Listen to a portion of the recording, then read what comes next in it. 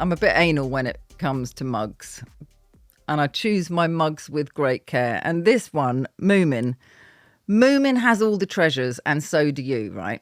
So pockets of joy. I'm all about helping women reconnect with their spark, because let's face it, like, we look after everybody else, and sometimes it can feel really boring. Like, things feel really like, and then there's a little beep, and then it's really flatlining. And those pockets of joy are everywhere, but sometimes we need to be reminded where they are. So Moomin has all the treasures, and so do you. Where do you find them? Now, even in the darkest of days, even when like there's like insane amounts of chaos, and I've been there like a lot of times in lots of different situations. I'm sure you can relate to this as well. You can think like, there is just no joy in this. There is nothing going on here that is going to make me smile, make me laugh. This is all pretty shit. Let me tell you, seek and you shall find. So one of the things that I love doing is setting myself a little challenge of finding a pocket of joy, especially when things feel really unjoyous. Is that a word? I'm going to use it. So I'll tell you a story about a pocket of joy, which I will always remember. I will take this to my grave. And I wish I knew what her name was. I feel like it was Charlie, maybe something like that. So I was being diagnosed with my brain tumour. It was the first night in hospital. And very kindly, they put me in my own room. You don't want to be in your own room when you've just been given a massive diagnosis. You want to be in a ward. You want to be thinking about who's lying in that bed there and who's, doing whatever there and listening to the beeps. Being in your own room with your own thoughts and, on your own, I was like, this is enormous. This is massive. Like, doesn't get darker than this. In comes pocket of joy. And I'm going to call her Charlie. I wish I knew what her name was. And she came in and she was a healthcare assistant working at the local hospital. And her role was to come and make sure that I had all the towels and soaps and the little tiny sachets that they give you, which I probably did take home if I hadn't used them all up, because I don't like wasting things and it was free. But the little sachets, that's a pocket of joy in itself, actually, thinking about it. I'd overlook that one. But the pocket of joy was that she came in and I was sort of sitting on my bed, and she'd obviously been given the heads up, pun intended, about the fact that I'd just been diagnosed with a brain tumour. She had also probably just had a break. So she stank of fags, and she was quite a big girl, and she had massive boobs.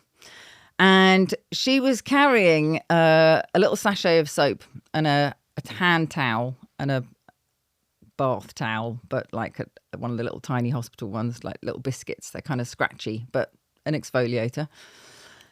And she sat down on the side of my bed and she said, would you like a hug? And I was like, yes, please. And she embraced me into her bosoms that stank of fags. She had a really strong Geordie accent. She'd only just come down south for, 3 weeks ago, following her heart, a boy. And she gave me this great big hug. And then she gave me an extra sachet of soap. Now that, on so many levels, was like an annual pocket of joy, a collective of joys in one moment. The kindness, the fact that she knew that right then, the very thing I really needed was to be held by somebody who I didn't know, who I unfortunately don't know her name, but I think about regularly, genuinely. Like, that actually makes me feel a bit...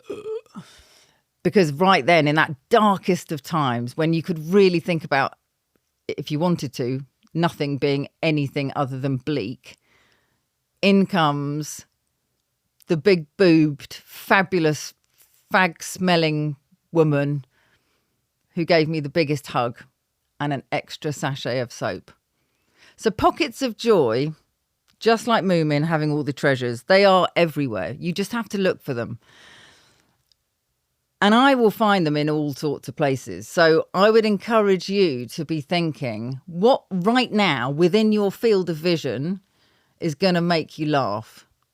Because we have almost ground to a halt when it comes to belly laughing. And as women, there is nothing funnier than hanging out with your girlfriends.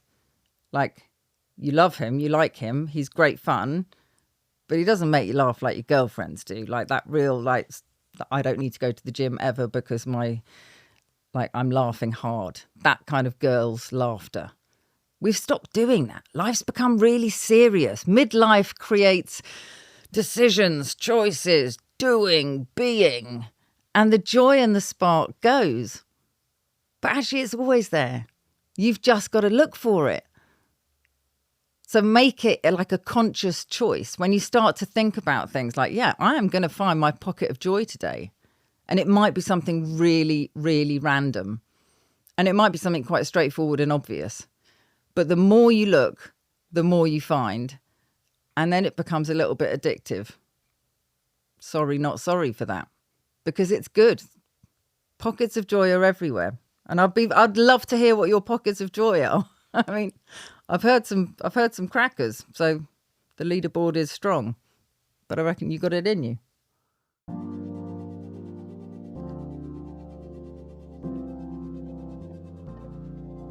So if you've loved what you've heard, I would really appreciate you subscribing, sharing it with your friends, family, colleagues, waifs and strays. They are all welcome here.